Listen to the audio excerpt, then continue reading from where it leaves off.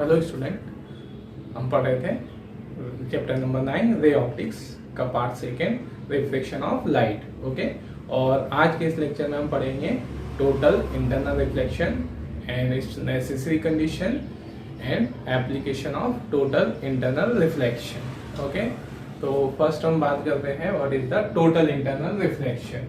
Okay, तो total internal reflection से पहले हम किसकी बात करें तो रिफ्लेक्शन ऑफ लाइट की। ओके, तो रिफ्लेक्शन ऑफ लाइट किस तरह से होता है, हमें पता है कि जब लाइट रे एक डेंसर मीडियम से रेजर में या रेजर से डेंसर में जाती है तो अपने इनिशियल पाथ से वो डेविएट हो जाती है ना। इस पाथ को, इस फेनोमेनन को हम क्या कहते हैं, रिफ्लेक्शन ऑफ लाइट। ओके, तो एग्जांपल के लिए हमने कहा कि एक लाइट रे है जो डेंसर मीडियम से है ना ट्रेवल कर रही है रेजर मीडियम की ओर इस तरह से। ओके, ये लाइट रे, ठीक है, इसको हमने बोल दिया इंसिडेंट रे।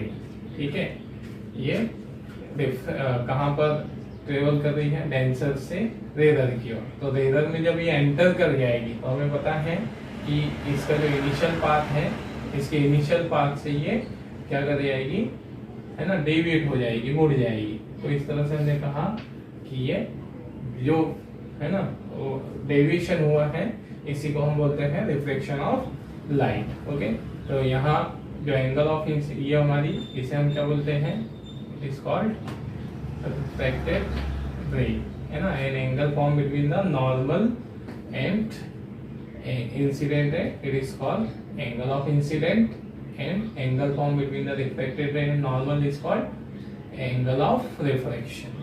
ठीक, and what will be the relation between angle of incident and angle of reflection, so we can explain it by the Snell's law। मतलब angle of incident और angle of reflection में क्या relation होगा, हम इसे Snell's law से explain कर सकते हैं। हमने पढ़ा है तो Snell's law या सेकेंड लॉ ऑफ रिफ्लेक्शन, है ना, reflection by Snell's law, relation between the incident angle and reflection angle. क्या होता है, the sine of angle of incident, ratio of sine of angle of incident to the sine of angle of reflection is equal to mu. It is a refractive index.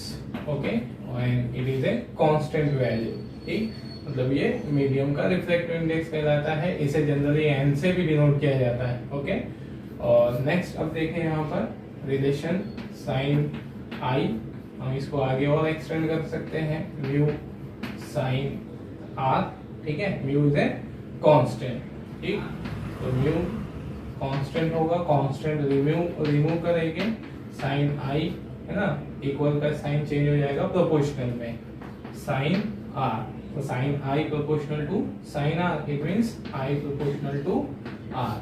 क्या conclusion निकला हमारे पास, तो angle of reflection, ठीक, क्या रहेगा, directly proportional होगा angle of incident के। ठीक है, what does it mean, if we increases the angle of incident then angle of reflection is also increases. Okay, इसका मतलब ये हुआ कि अगर हम एंगल ऑफ इंसिडेंट को इंक्रीज करते चलेंगे तो एंगल ऑफ रिफ्लेक्शन भी इंक्रीज होता चलेगा, है ना।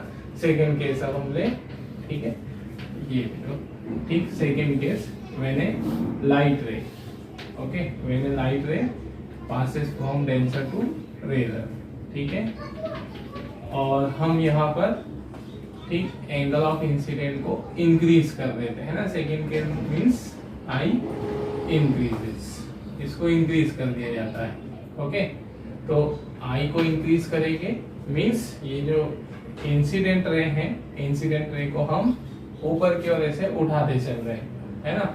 तो एंगल ऑफ इंसिडेंट इंक्रीज होगा, एंगल ऑफ रिफ्लेक्शन भी क्या होगा, इंक्रीज हो जाएगा। ठीक है, if I increases R also increases. ठीक है, ऐसे आर इंक्रीज हो जाएगा। और लाइट रे, लाइट क्या रहेगी, light ray bend away from the normal, okay, या leaned toward the boundary surface. किधर की ओर लीन होते जाएगी, towards the boundary surface of denser medium and rare medium. ठीक है, नेक्स्ट अब और एक और केस हम ले कि, ठीक है, third case, if I more increases, increases more, हम इसे और इंक्रीज करते हैं, है ना। तो यहाँ पर ऐसे केस में, है ना, अगर हम एंगल ऑफ इंसिडेंट को और इंक्रीज कर देते हैं, ठीक है, इस रे को और ऊपर उठा के बना देते हैं, चलो देखिए ऐसे, ओके।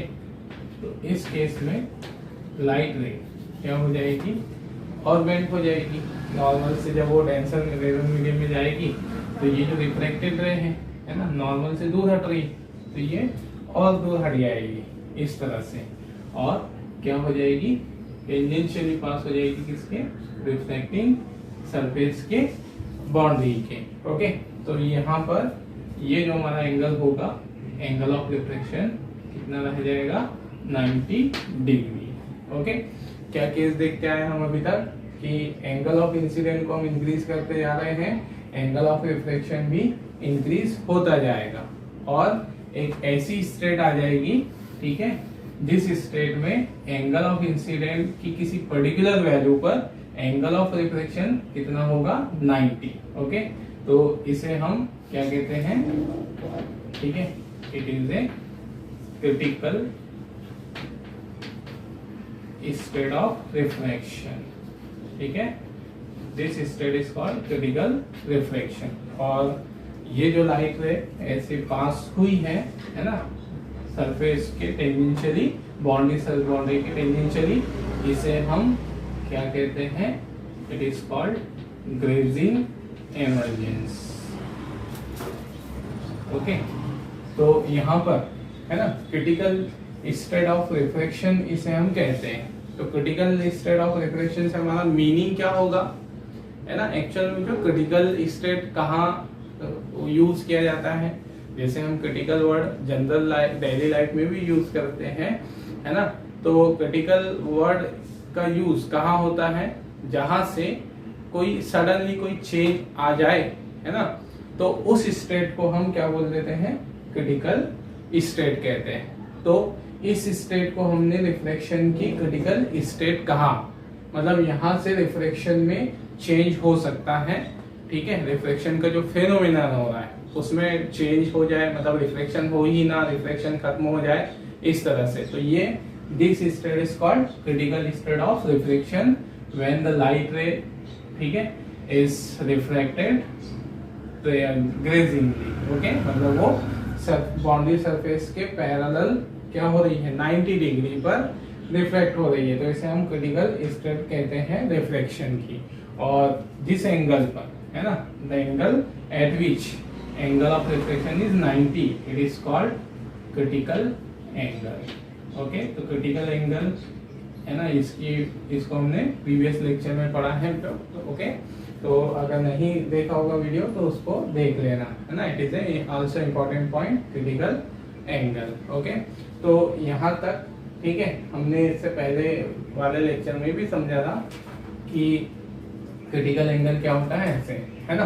अब इसके बाद हम और एंगल ऑफ इंसिडेंट को और इंक्रीज कर सकते हैं, ठीक है। तो क्या रहेगा हमारे पास फंक्शन, तो और, है ना, फोर्थ केस बोल रहे हैं, इफ, ठीक है, if I angle of incident, इसको हम इंक्रीज कर रहे हैं और ये किससे ज्यादा हो जाए, क्रिटिकल एंगल से, मतलब हमने एंगल ऑफ इंसिडेंट को इंक्रीज करते करते आए, कहाँ तक आ पहुंच चुके हम, है ना, उस सरफेस के लिए, उस मीडियम के लिए किसी पर्टिकुलर क्रिटिकल एंगल पर हम पहुंच चुके हैं, है ना। तो क्रिटिकल एंगल तक हमने एंगल ऑफ इंसिडेंट इंक्रीज कर दिया। तो इस स्टेट में जो लाइट रे है उसका अभी भी क्या होगा, रिफ्रैक्शन होगा, ओके। अब हम एंगल ऑफ इंसिडेंट को इंक्रीज कर देते हैं क्रिटिकल एंगल से, ओके, ज्यादा कर देते हैं। तो अब इस केस में, ठीक है, इस केस को हम समझे, है ना, when the light ray is incident, okay, at angle greater than critical angle, ये हमारी क्या हो गई, इंसिडेंट से, ठीक है। ये मीडियम हमारा हो गया डेंसर मीडियम, ओके। और ये हमारी हो गई रेयर मीडियम, ठीक। लाइट रे इंसिडेंट हो रही है कितने पर, angle greater than critical angle, ये हमारा नॉर्मल, ओके। तो अब यहाँ पर क्या होगा कि लाइट रे जो है ना कैसे कैसे रिफ्लेक्ट हो रही थी, इस सरफेस की बाउंड्री सरफेस के पैरेलल टेंजेंशियली 90 डिग्री पर, है ना, अभी भी रिफ्लेक्ट हो रही थी। मींस अब अगर हम एंगल ऑफ इंसिडेंट को और ऊपर और बढ़ा दें, है ना, मतलब ऐसे भी समझ सकते हो कि रे को हम इस तरह से ऊपर करते जा रहे हैं, है ना, ये रे को हम ऊपर कर रहे हैं, ये वाली रे बेंड हो रही है ना, इस तरह से ये रे ऊपर आ रही है, ये रे क्या होती चलेगी, इस तरह से बेंड होगी। अब ये रे कैसी होगी, पैरेलल होगी, है ना। अब अगर हम इस रे को और ऊपर करते हैं इस तरह से, है ना, ऐसे मतलब नॉर्मल से दूर हटाकर और इंसिडेंट करवाते हैं, या क्रिटिकल एंगल से ज्यादा एंगल पर इंसिडेंट करवाते हैं, तो ये जो लाइट रे है ना, अब क्या हो करेगी, ठीक है। तो अगर ये इंक्रीज होगा तो डेफिनेटली जो आर भी इंक्रीज होगा। अब आर इंक्रीज होगा तो आर किधर आ जाएगी, ये रिफ्लेक्टेड रे किधर आ जाएगी, है ना, इस बाउंड्री सरफेस के नीचे, इस तरह से, है ना।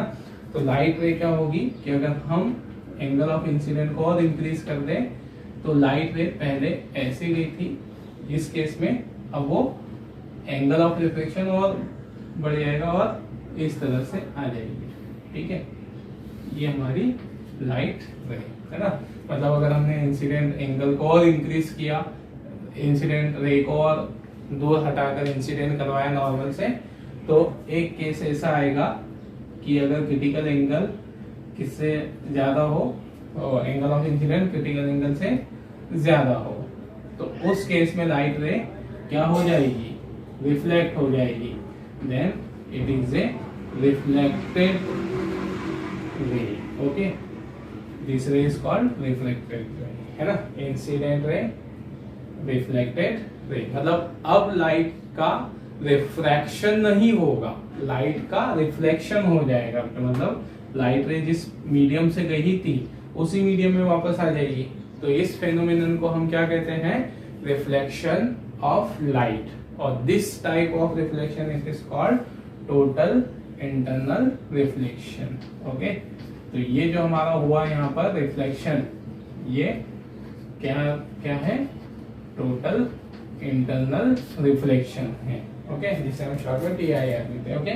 तो इंसिडेंट रे, ठीक, अगर क्रिटिकल एंगल से ज्यादा एंगल पर इंसिडेंट होती है, क्रिटिकल एंगल की वैल्यू जो डिपेंड करती है सरफेस मीडियम कौन कौन से है ना। जैसे एग्जांपल के लिए अगर ये वाटर होता और ये एयर होती, तो वाटर और एयर के लिए, है ना, वाटर और एयर के लिए क्रिटिकल एंगल हमने कल फाइंड किया था, इससे पहले लेक्चर में कितना होता है, 49 डिग्री।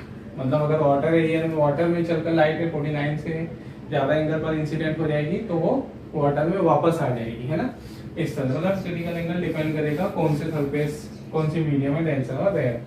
तो इस फेनोमेनन को हम क्या कहते हैं, total internal reflection, okay.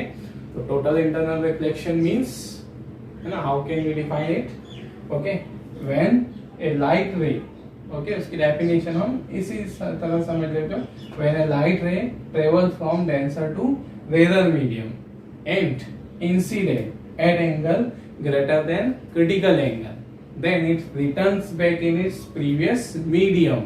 This phenomenon is called total internal reflection, okay।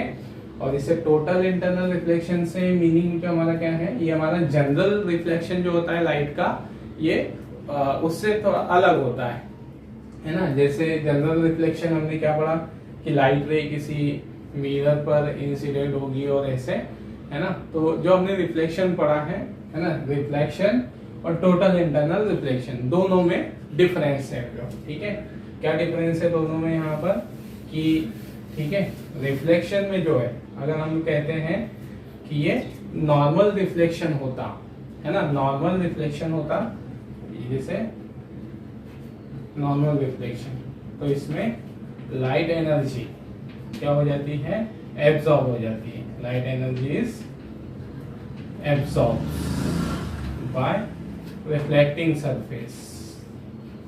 Okay, उसमें जो हमारा रिफ्लेक्टिंग सरफेस है, जैसे मिरर है, ओके, ग्लास है या कुछ और है रिफ्लेक्टिंग सरफेस, तो उस पर लाइट का अगर रिफ्लेक्शन हुआ है, जनरल रिफ्लेक्शन, तो उसमें लाइट एनर्जी थोड़ी सी क्या हो जाएगी, एब्जॉर्ब हो जाएगी। एग्जांपल के लिए जैसे ये हमारा कोई रिफ्लेक्टिंग सरफेस है ना, मिरर है हमने कहा, और इस पर लाइट रे ऐसे इंसिडेंट हुई तो ये इस तरह से रिफ्लेक्ट होगी।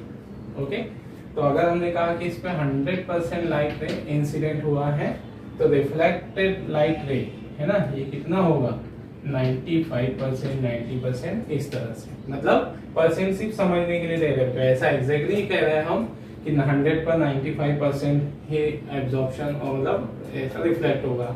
वो रेशो डिपेंड करेगा कि रिफ्लेक्शन कौन से सरफेस से हुआ है ना। तो इस तरह से जो हमारा नॉर्मल रिफ्लेक्शन है, उस नॉर्मल रिफ्लेक्शन में जो रिफ्लेक्टिंग सरफेस है हमारा, वो कुछ लाइट एनर्जी को एब्जॉर्ब कर लेता है, टोटल एनर्जी, लाइट एनर्जी को रिफ्लेक्ट नहीं करता। ओके, तो इसमें है ना, ये हमारा जनरल रिफ्लेक्शन। और जो टोटल इंटरनल रिफ्लेक्शन है, टोटल इंटरनल रिफ्लेक्शन में अगर लाइट 100% इंसिडेंट हुई है, तो 100% क्या भी हो जाएगी, रिफ्लेक्ट हो जाएगी। मतलब हमारा रिफ्लेक्टिंग मीडियम लाइट रे को लाइट एनर्जी को एब्जॉर्ब नहीं करेगा, है ना। तो इस तरह से ये डिफरेंस है between the normal reflection and total internal reflection. तो टोटल इसलिए हम कहा जाता है कि इसमें लाइट एनर्जी टोटली रिफ्लेक्ट हो जाती है ना। और इंटरनल क्यों कहते हैं, तो एक्चुअल में इसमें जो लाइट रे है सेम एक ही मीडियम में इंटरनल यूज है। जैसे लाइट रे कहाँ पर, ये ग्लास है ना, ये ग्लास में लाइट रे चल रही है इस तरह से, ये ग्लास में लाइट रे ट्रेवल कर रही है ऐसे ये। तो जैसे लाइट रे कहाँ पर चल रही है, ग्लास में ट्रेवल करते हुए कहाँ पर जा रही है, एयर में निकलने वाली है ना। तो अगर ये क्रिटिकल एंगल से ज्यादा एंगल पर इंसिडेंट हो जाती है, तो इसका टोटल इंटरनल रिफ्लेक्शन हो जाएगा, है ना, ये इस तरह से। तो इंटरनल इसीलिए हम कह रहे हैं कि ये जिस मीडियम में चल रही है उसी में इंटरनली अंदर ही अंदर उसी में उसका रिफ्लेक्शन होता रहेगा, है ना। मतलब वो एक मीडियम को क्रॉस करके बाहर नहीं जा पाएगी अगर इंटरनल रिफ्लेक्शन हुआ है, तो इसलिए हम इसको बोलते हैं टोटल इंटरनल रिफ्लेक्शन। ओके, तो ठीक है, ये रहा जो हमारा phenomenon of total internal reflection. ठीक है, और दोनों में क्या डिफरेंस है, ठीक है। और रिफ्लेक्शन की नेसेसरी कंडीशन क्या है, टोटल इंटरनल रिफ्लेक्शन की नेसेसरी कंडीशन, ठीक है, कब होगा total internal reflection, when light rays passes from denser to rare medium. तो ये उसकी पहली कंडीशन कि टोटल इंटरनल रिफ्लेक्शन हमेशा तभी होगा जब लाइट रे डेंसर से कहाँ जा रही है, रेयर में जा रही हो। ओके, सेकेंड क्या रहेगा हमारे पास कि the angle of incident must be greater than the angle of critical angle. Okay, तो ये तो हमारी नेसेसरी कंडीशन है, इनके बिना क्रिटिकल क्या नहीं होगा, टोटल इंटरनल रिफ्लेक्शन। या जहां पर दो कंडीशन ऑवे हो जाएगी डेफिनेटली वहां पर लाइट का क्या हो जाएगा, टोटल इंटरनल रिफ्लेक्शन। ओके, तो ये रहा हमारे पास टोटल इंटरनल रिफ्लेक्शन। फिर से एक बार शॉर्ट डिफाइन करते हैं, जो क्या हो जाएगा, व्हेन अ लाइट रे is passes from denser to rarer medium and incident at angle greater than the critical angle, then it's returned back in its previous medium. This phenomenon is called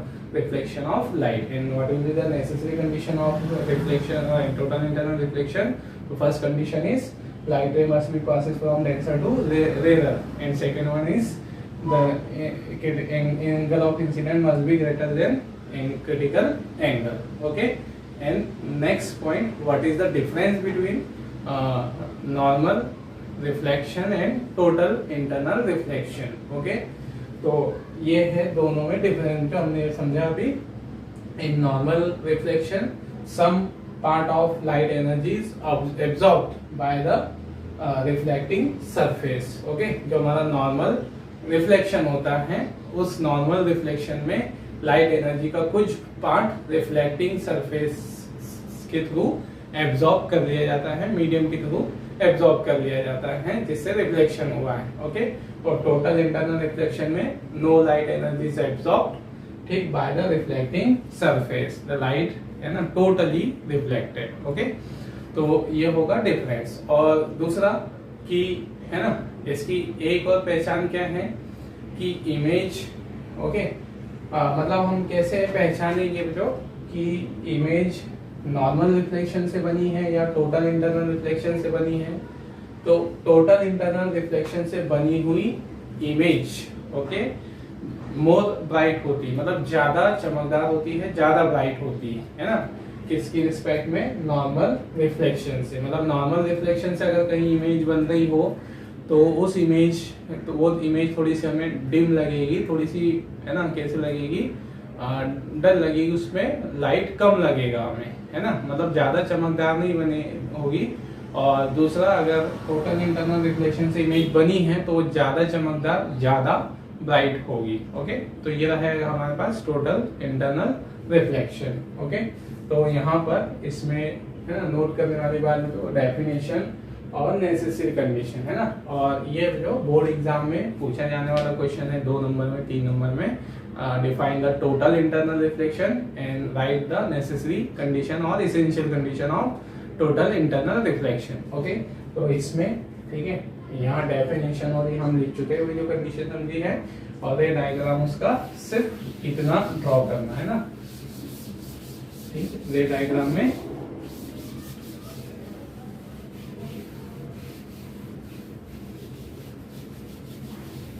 ये वाला, okay, ये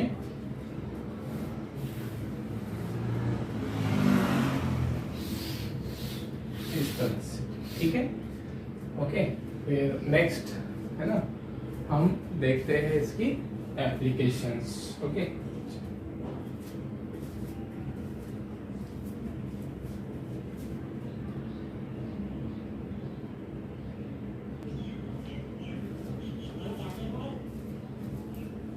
okay, तो अब हम इसके जो applications देखते हैं टोटल इंटरनल रिफ्लेक्शन के, है ना।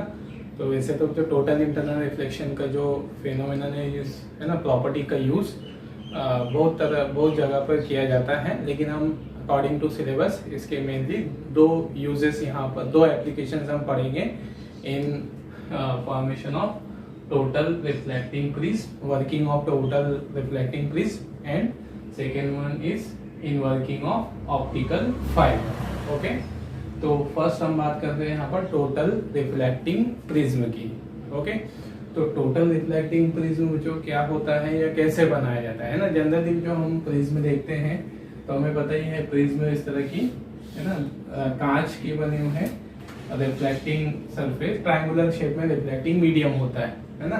तो इसमें ये एंगल कुछ भी डिसाइड किए जा सकते हैं, ठीक है। जनरली जो है ना, आइसोसेलेस या, ठीक है, 60 डिग्री के ऐसे ट्रायंगल के शेप में बनाया जाता है। लेकिन जो हमारा रिफ्लेक्टिंग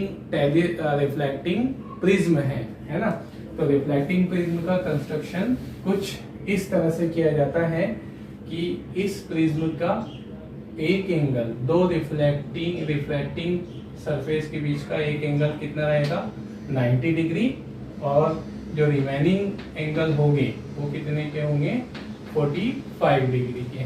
ओके, तो इस तरह से ये, है ना, कंस्ट्रक्शन किया जाता है किसका, टोटल रिफ्लेक्टिंग प्रिज्म का, है ना। सिंपल सा है, एक एंगल 90 का होगा और रिमेनिंग 45 के होंगे। ओके, और ये वर्क कैसे करता है, मतलब इसका यूज, प्रिज्म का यूज जो है ना, हम रिफ्लेक्शन, लाइट को टोटली रिफ्लेक्ट करने के लिए करते हैं इस तरह के प्रिज्म का यूज, इसलिए हम इसे कहते हैं टोटल रिफ्लेक्टिंग प्रिज्म। वैसे जनरल जो प्रिज्म है, जो हमें जनरल प्रिज्म का वर्क पता है कि जब इस पे लाइट रे इंसिडेंट होती है, मतलब जो जनरल प्रिज्म होते हैं, मतलब कि आइसोसेलेस या किसी भी ट्रायंगल, तो इस तरह के प्रिज्म में लाइट का क्या होता है, डिस्पर्जन होता है, रिफ्लेक्शन होता है, इसलिए हम इस प्रिज्म का यूज करते हैं। लेकिन जो हमारा टोटल रिफ्लेक्टिंग प्रिज्म है, ठीक है, इसका यूज हम सिर्फ रिफ्लेक्शन, टोटली लाइट का रिफ्लेक्शन हो जाए, इस पर्पज से करते हैं। ओके, तो नेक्स्ट अब हम उसका, ठीक है, वर्किंग समझे कि ये रिफ्लेक्टिंग सरफेस की तरह किन केसेस में वर्क करेगा, एज ए रिफ्लेक्टर की तरह। ओके, तो 2 केसेस जो, ठीक है, इसकी working as a reflector, prism की working as a reflector 2 factor पर डिपेंड करती है। एक तो लाइट रे इस पर एक सरफेस पर कैसे इंसिडेंट होती है, नॉर्मली। तो अगर लाइट रे प्रिज्म के अंदर नॉर्मली इंसिडेंट होगी, ओके, तो वो कैसे ट्रेवल करेगी, विदाउट डेविएशन। ओके, मतलब उसकी वर्किंग का पहला फैक्ट ये है कि अगर लाइट रे नॉर्मली इंसिडेंट होती है तो क्या होगा, वो प्रिज्म के अंदर विदाउट डेविएशन ट्रेवल करेगी। और अगर प्रिज्म के किसी सरफेस पर ये क्रिटिकल एंगल से ज्यादा एंगल पर इंसिडेंट हो गई है ना, क्रिटिकल एंगल से ज्यादा पर, तो फिर वो वहां किसको सफर करेगी, टोटल इंटरनल रिफ्लेक्शन को, है ना। तो ये दो ही फैक्ट पर, ठीक है, इसकी पूरी वर्किंग डिपेंड होती है। पहला, the light rays which incident normally on the surface travels without deviation, and the light rays whose incident at angle greater than the critical angle, they suffers total internal reflection। okay, और अब इसका जो use है, इस prism का use है ना, mainly जो हम लाइट रे को तीन तरह से डेविएट करने के लिए यूज कर सकते हैं। ठीक है, लाइट रे का डेविएशन हम कितने पर करवा सकते हैं, 90 डिग्री, ओके, 180 डिग्री, और तीसरा यूज है जो इमेज है, इमेज को इरेक्ट करने के लिए। ठीक है, तो नेक्स्ट अब हम यहाँ बात कर रहे हैं यूजेस ऑफ रिफ्लेक्टिंग प्रिज्म, है ना। ये सारी बातें वही लिखी है जो हमने वहां समझे होते, ताकि आप इसको प्रॉपर नोट्स बना सको, है ना। वही सब लिखा है, प्रिज्म की डेफिनेशन लिखी है, prism having an angle of 90 degree between two reflecting surface and remaining of 45 degree is called total reflecting prism. और वर्किंग वही दो बातें हमने जो कही, और तीसरा इसका यूजेस। तो यूजेस लाइट रे को 90 डिग्री पर डेविएट करने के लिए, है ना।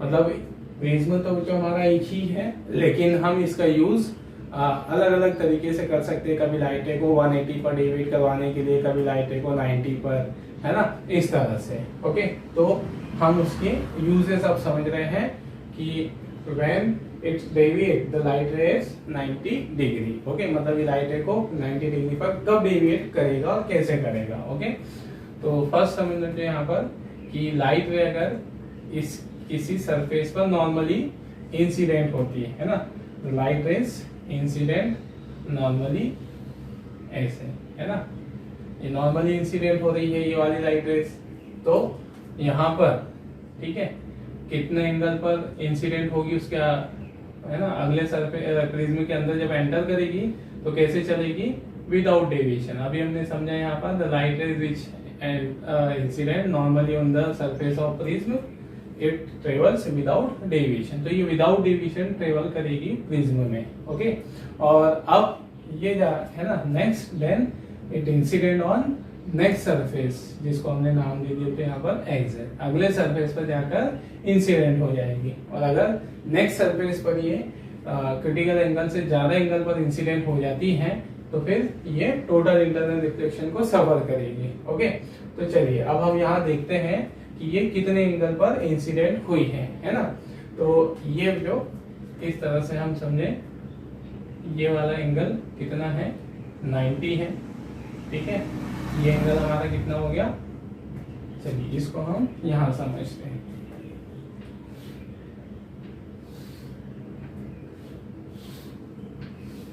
ठीक है, लाइट रे ऐसे इंसिडेंट हुई ना, ये हमारा 45 डिग्री का एंगल, ओके, ये 90 का, है ना, ये हमारी इंसिडेंट है। तो हमें पता है कि लाइट रे ये 90, ये 45, तो ये जो एंगल होगा ये भी कितने का होगा, 45 का होगा, है ना।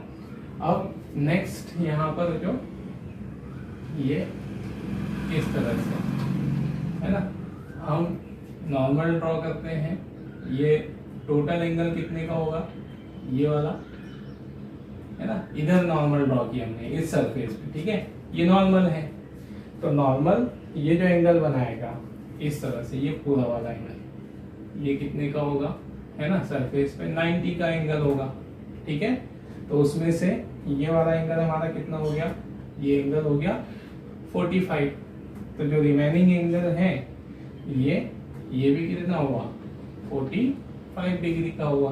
ओके, मतलब यहाँ पर, है ना, जो एंगल हम दिखा रहे थे जो, ठीक है, ये एंगल, ये नॉर्मल हमने ड्रॉ किया, है ना, नॉर्मल से ये कितने का एंगल हो गया, 45 डिग्री का, है ना, उसको हमने उधर समझा तो ये 45 डिग्री का एंगल, ओके, जो कि क्रिटिकल एंगल से ग्रेटर है ना। क्रिटिकल एंगल हमको पता है ग्लास के लिए, कांच के लिए कितना होता है, कांच और एयर के लिए, मतलब लाइट रे ग्लास में चल रही है और कहाँ जाना चाह रही है ना, ये ग्लास है और कहाँ जाना चाह रही है, बाहर जाना चाहिए, एयर में, मतलब डेंसर से रेयर में जा रही है।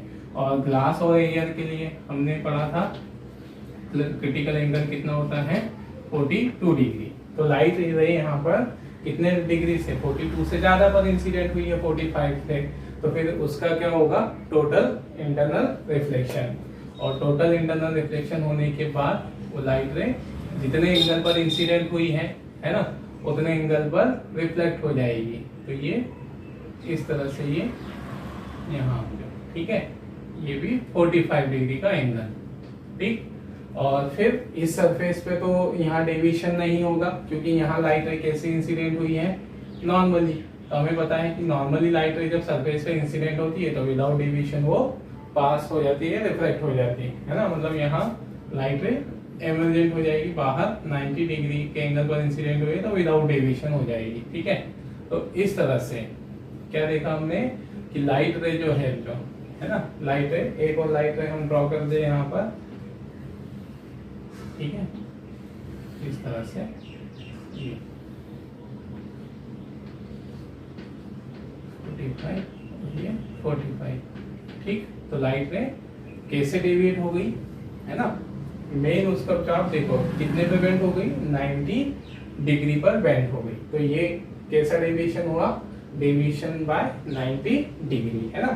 तो डेविएशन तो हमको समझ में आ गया कि उसने लाइट रे को 90 डिग्री पर डेविएट कर दिया, है ना। अब इसका यूज क्या है, तो प्रिज्म के जो हम अलग अलग एंगल पर डेविएशन उससे करवा सकते हैं, ठीक है, उसके ओरिएंटेशन को बदल कर उस पर लाइट रे को अलग अलग एंगल से इंसिडेंट करवाकर हम उसके, ठीक है, डिफरेंट एंगल पर लाइट रेस को डेविएट करवा सकते हैं, है ना। तो हमने जो 90 डिग्री का डेविएशन पढ़ा है, इसका एक एग्जांपल हम समझ लेते हैं कि इसका यूज कहाँ पर होता है ना। तो इसका यूज जो पेरिस्कोप में होता है, मतलब इस फंक्शन का यूज हम पेरिस्कोप में करते हैं, ठीक है। अब पेरिस्कोप क्या है, तो जनरली तो आपने सुना होगा जो सबमरीन है ना, सबमरीन पानी के अंदर होती है, उसमें अगर हमें वाटर सरफेस पानी के ऊपर का देखना हो, वाटर सरफेस से बाहर देखना हो, तो वहां हम इसका यूज करते हैं पेरिस्कोप का। सिंपल सी डिवाइस होती है, तो ऐसे, है ना, ये इस तरह से ऐसे पाइप्स लगे होंगे, ओके, या ट्यूब्स लगी होगी, और यहाँ पर ऐसे, है ना, ये हमारी क्या होगी, पेरिस्कोप। तो इसका यूज कैसे किया जाता है, तो जैसे यहाँ का कोई ऑब्जेक्ट है ना, यहाँ हमारा ऑब्जेक्ट रखा है जो, अब नॉर्मल केस में अगर हमें इस ऑब्जेक्ट को देखना है तो हमें यहाँ से देखना होगा, इस जगह से ही लाइट है, यहाँ से है, क्योंकि ऐसी लाइट आ रही है ना, जैसे नॉर्मली ऐसे। अगर ये ऑब्जेक्ट कहाँ पर है, मान लो ये हम वाटर में है ना, और वाटर से ऑब्जेक्ट कहाँ पर है, एयर में, तो इसको हम वाटर के अंदर से डायरेक्टली नहीं देख सकते कि बहुत अंदर है, हमें इसको देखना है, तो फिर हमें सरफेस से देखना होगा ऐसे, ताकि लाइट इससे डायरेक्टली ऐसे आ रही होगी, इनको हमें देखना होगा ना। लेकिन हम इसको पेरिस्कोप की हेल्प से वाटर के अंदर से भी, है ना, देख सकते हैं। किस तरह से, तो पेरिस्कोप समझे कैसे बनाई जाती है, जो सिंपल सी पाइप की, है ना, ट्यूब्स की कंसेप्ट, है ना, ऐसा पेयर होता है। तो अब यहाँ इसमें जो हमारी जनरल पेरिस्कोप होती है, जनरल पेरिस्कोप में यहाँ मिरर का यूज किया जाता था पहले, फर्स्ट, है ना, किसका, प्लेन मिरर का, है ना, मिरर वाली हम पहले एग्जांपल समझे।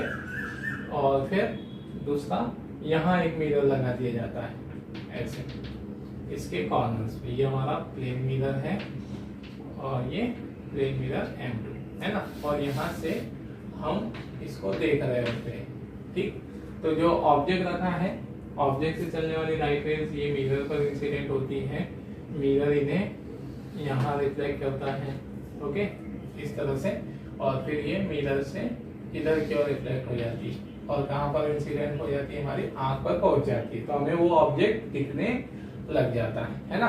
तो हम पेरिस्कोप में मिरर का यूज भी कर सकते हैं, ठीक है, लेकिन मिरर में हमारा नॉर्मल रिफ्लेक्शन होता है। तो मिरर में नॉर्मल रिफ्लेक्शन होगा, हमने भी समझा था इसमें नॉर्मल रिफ्लेक्शन और इसमें क्या डिफरेंस है। तो नॉर्मल रिफ्लेक्शन होने पर लाइट का यहाँ पर भी कुछ एब्जॉर्प्शन होगा, यहाँ पर भी कुछ लाइट एनर्जी एब्जॉर्ब हो जाएगी, तो फिर इधर हमें इमेज तो दिखाई देगी, इमेज दिखाई देगी, लेकिन वो इमेज इतनी शार्प और इतनी ब्राइट नहीं होगी, है ना। तो हमें कम ब्राइट इमेज दिखेगी। तो इसके लिए तो हम ये जो प्लेन मिरर है, इस प्लेन मिरर को रिप्लेस कर देते हैं प्रिज्म से। तो यहाँ हम इस प्रिज्म का यूज कर लेते हैं ऐसे इंटरनली वो ट्यूब में। तो ये प्रिज्म लाइट रे को कैसे डेविएट कर देगा, है ना, किस तरह से डेविएट कर देगा, 90 डिग्री पर डेविएट कर देगा, है ना। समझने के लिए हम ये सिर्फ उसका रे डायग्राम बता देते हैं। तो ये लाइट रे को यहाँ से डेविएट कर देगा 90 पर, एक प्रिज्म यहाँ यूज कर लेंगे, तो ये लाइट रे को यहाँ से, है ना, इतने पर डेविएट कर देगा। तो लाइट हमारी आंखों को जाएगी, तो हमें ऑब्जेक्ट की इमेज कैसी दिखाई देगी, ब्राइट दिखाई देगी। ओके, तो ये है जो हमारे पास लाइट उसका डेविएशन बाय 90 डिग्री। ओके, और फिर, है ना, इसको अगर लिखना चाहे तो इसकी एक्सप्लेनेशन, तो इस तरह से मैंने एक एग्जांपल के लिए एक की एक्सप्लेनेशन लिख दी, है ना। किस तरह से लिखना है, इसमें जो हमको होते हुए दिख रहा है वही इसको वर्ड में हमने लिख दिया है यहाँ पर, ठीक है। कैसे लिखोगे, व्हेन द लाइट रेज, ठीक है, incident normally on the surface X Y,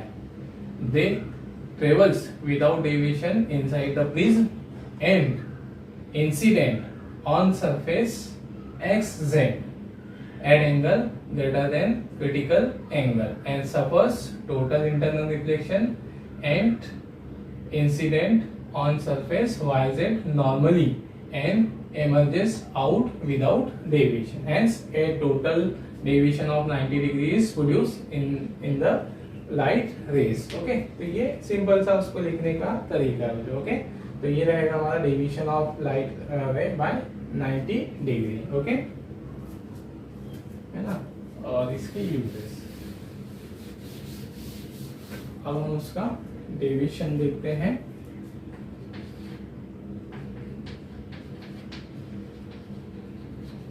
to deviate light ray by 180 degree, है ना, लाइट रे को 180 डिग्री पर डेविएट करने के लिए, ठीक है। तो नेक्स्ट होते हैं यहाँ पर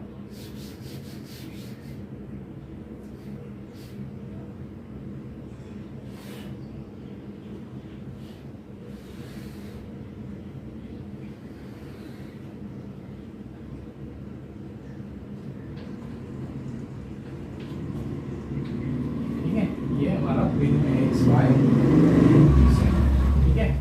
इस पर लाइट रे यहाँ से हमने इस तरह से इंसिडेंट होते दिखाई है। ये जैसे मान लो एक ऑब्जेक्ट है ना, ये ऑब्जेक्ट बता दिया हमने, है ना।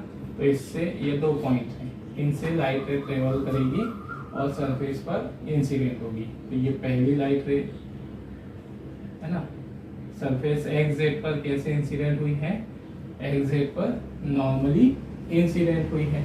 तो विदाउट डेविएशन ट्रेवल करेगी किसमें, प्रिज्म में, ठीक है, विदाउट डेविएशन ट्रेवल करेगी प्रिज्म में। फिर यहाँ पर सेम कितने डिग्री पर इंसिडेंट होगी, ये हमारा 90 हो गया, ये हमारा 45 डिग्री हो गया, है ना, ये 90, ये 45 डिग्री, तो ये भी कितना हुआ 45 डिग्री, ठीक है।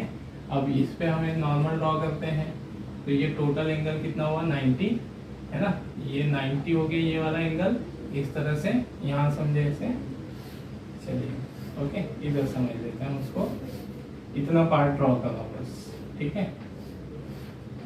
ये लाइट है ऐसे आई है, ये 45, ये 90, है ना, तो ये भी 45 हुआ, ये नॉर्मल हमने ड्रॉ किया इस पे, तो नॉर्मल ये टोटल एंगल कितना है 90, तो फिर ये 45 हुआ, ये कितना 45, ठीक है। मतलब लाइट रे कितने डिग्री का एंगल बनाते हुए इंसिडेंट हुई है उसमें 45 डिग्री का। तो यहाँ भी 45 डिग्री। फिर जो कि क्रिटिकल एंगल से ज्यादा है तो फिर लाइट रे का है ना क्या हो जाएगा, ठीक है, लाइट रे टोटली रिफ्लेक्ट हो जाएगी, फिर सरफेस पर इंसिडेंट होगी। सेम यहाँ पर भी वही कंडीशन बनेगी, 45 डिग्री के एंगल पर इंसिडेंट होगी, तो टोटल इंटरनल रिफ्लेक्शन को सफर करते हुए प्रिज्म से बाहर आ जाएगी। ओके, तो एग्जांपल के लिए हमने ये कहाँ से चलती हुई रे दिखाई थी, पॉइंट ए से, ऑब्जेक्ट के पॉइंट ए से, है ना। तो यहाँ पर ऑब्जेक्ट का पॉइंट ए बनेगा, ठीक है। अब सेकेंड वाले से तो ये लाइट रे यहाँ से गई लाइट रे, ओके, फिर सेम वही कंडीशन बनेगी, फिर इस पर लाइट रे टोटल इंटरनल रिफ्लेक्शन को सफर करेगी, फिर यहाँ टोटल इंटरनल रिफ्लेक्शन, है ना, फिर यहाँ पर टोटल इंटरनल रिफ्लेक्शन, लाइट इस तरह से बाहर एमर्जेंट हो जाएगी।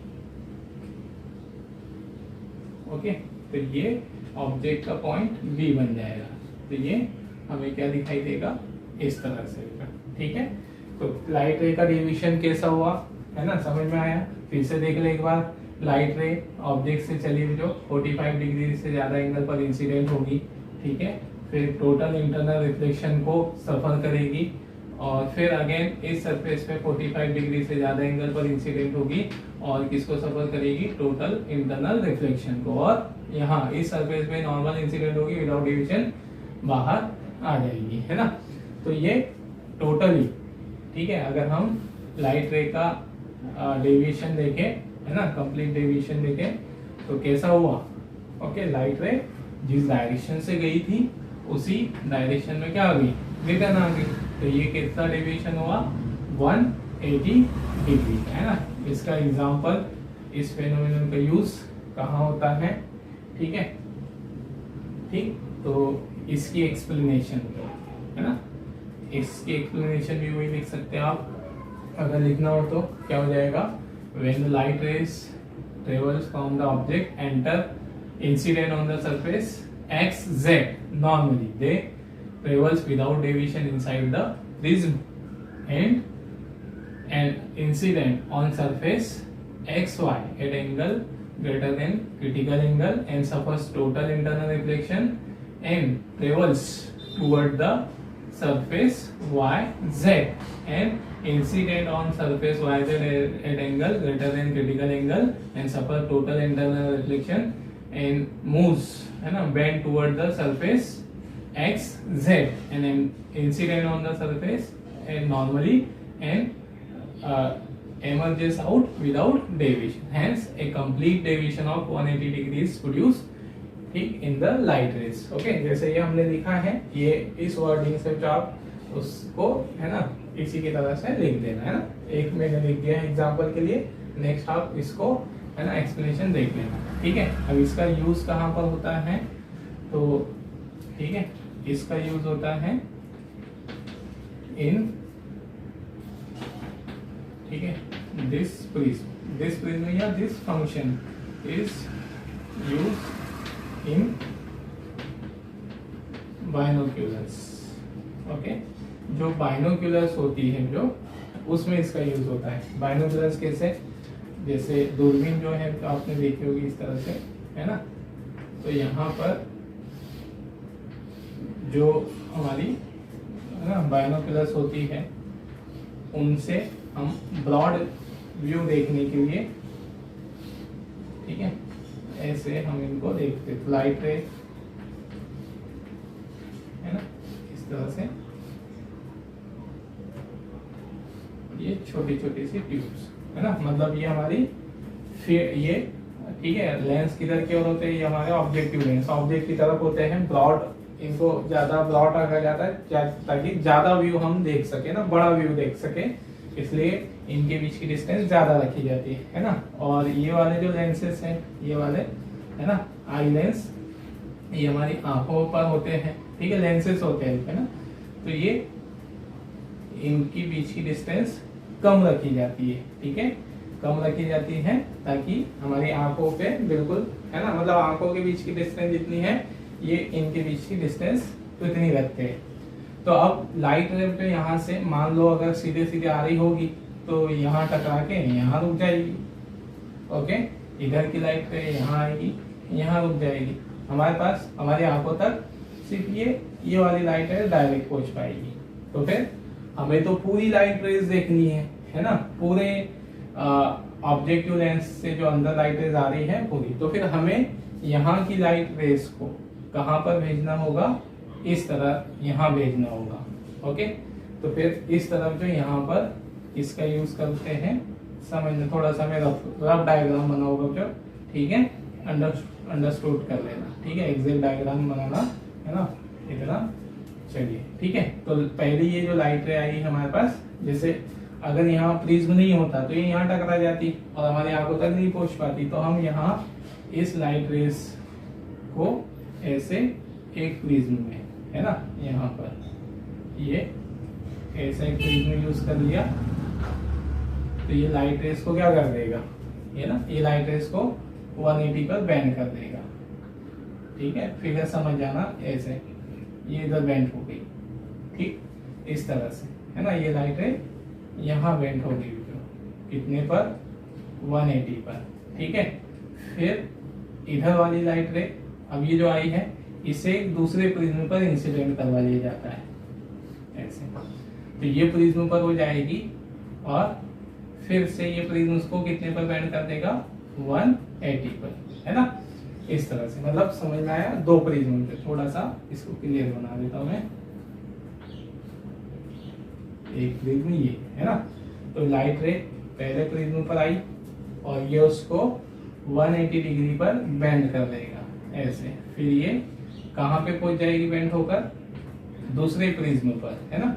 दूसरा प्रिज्म उसको फिर से 180 पे बेंड करेगा और ये कहाँ पर पहुंच जाएगी, हमारी आंखों तक पहुंच जाएगी, है ना। इस तरह से इधर भी वही अरेंजमेंट होता है, दो प्रिज्म होते हैं। तो यहाँ जो हमारा ब्रॉड व्यू है, अगर ऐसा नहीं होता, हम यहाँ प्रिज्म का यूज नहीं करते, तो क्या होता कि जो ये दो वाली रेज है ना, दो वाली रेज हमारी आंखों तक नहीं पहुंच पाती, तो हम ये उधर वाले ऑब्जेक्ट्स को नहीं देख पाते, मतलब ब्रॉड व्यू नहीं देख पाते हम, है ना, बाइनोक्यूलर से। तो अगर हमें ब्रॉड व्यू देखना हो तो जो ज्यादा दूरी वाली लाइट रेज है उसे कन्वर्स करके कहाँ पर लाना होगा, हमारी आंखों पर लाना होगा, है ना। तो इसलिए हम यहाँ किन का यूज करते हैं, इस प्रिज्म का। देख सकते हो जो ये ऑब्जेक्ट से आने वाली लाइट रेज इधर आई, फिर पहले प्रिज्म ने उसको 180 बेंड किया, फिर दूसरे ने 180, तो इस तरह से ये कहाँ पहुंच गई, हमारे आई लेंस पर और हमारी आंखों पर इंसिडेंट, तो हमको ब्रॉड व्यू दिखाई देता है ना।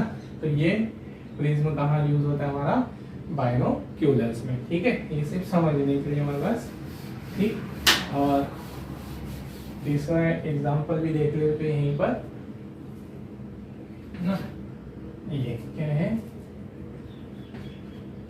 As a image directing prism. ठीक है,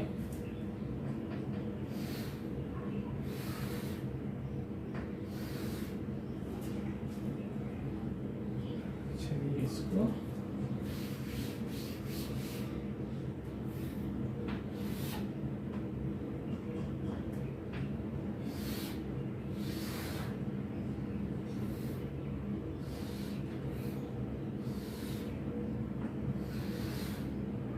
ठीक, नेक्स्ट देख, है ना। तो यहाँ पर ये हमारे सामने कोई ऑब्जेक्ट है, मतलब हमें इसको इस तरह भी यूज करते हैं जहाँ कोई इक्विपमेंट्स अगर उल्टा प्रिज्म बना रहा हो और हमें सॉरी उल्टी इमेज बना रहा हो और हमें इमेज को सीधी करना, तो उस जगह हम इसका यूज कर सकते हैं। जैसे प्रोजेक्शन लालटेन जो हमारी होती है ना, तो मान लीजिए तो इसके सामने, ठीक है, क्या रखा है, कोई ऑब्जेक्ट, ये y x और z, है ना, इसके सामने कोई ऑब्जेक्ट इन्वर्टेड रखा है। तो इन्वर्टेड रखा है, उससे चलने वाली लाइट रेज, पहली लाइट रेज ऐसी, ठीक है, ऑब्जेक्ट ए भी हमने बोल दिया, है ना। तो इससे चलने वाली लाइट रेज, अब ये नॉर्मल सरफेस पे नॉर्मल इंसिडेंट नहीं हुई है, तो इसका क्या हो जाएगा, रिफ्लेक्शन। ये लाइट रेज का रिफ्लेक्शन होगा, जो ये बेंड हो जाएगी, थोड़े से पास में जाएगी, है ना। तो ये नॉर्मल है इस तरह से, है ना, तो इस तरह, तो ये रिफ्लेक्ट होगी, ठीक है।